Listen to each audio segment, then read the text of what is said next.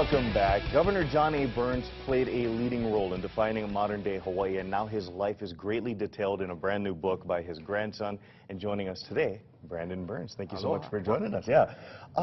You are no stranger to literature, but what compelled you to write this book?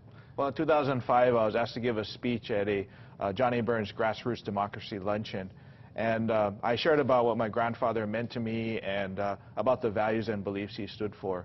And the response from my speech at that time was tremendous, and I felt that I wanted to continue my learning and then eventually share that learning with others. Now, writing a book is a process. What have you learned? I know you know your grandfather and your family history very well, but what did you learn about him through the writing process?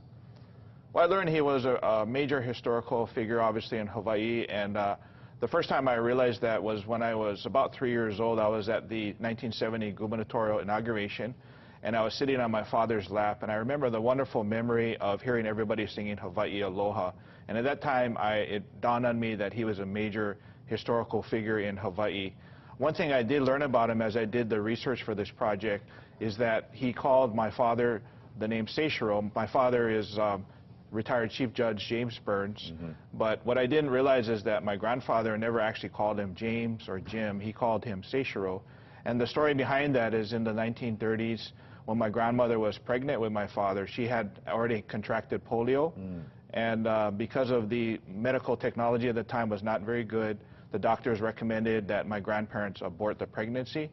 They, of course, refused, and then, but a man named Henry Seishiro Okazaki, he massaged my grandmother through the pregnancy and gave her seaweed baths and so forth. So he was born in 1937, a healthy boy. And my grandfather offered to pay him, and he said no, but I would ask that you would name him Seishiro. So that's why my dad has the middle name Seishiro, a Japanese name. Wow, very cool. A long-lasting memory to him. Real quickly, you are doing a book signing this weekend. Yes. How can folks see you and read the book? Well, they can come to our book signing at Barnes & Noble. It's from 1 to 4 p.m. At Barnes & Noble, Ala Moana. And that's this Saturday. That's this Saturday, yeah.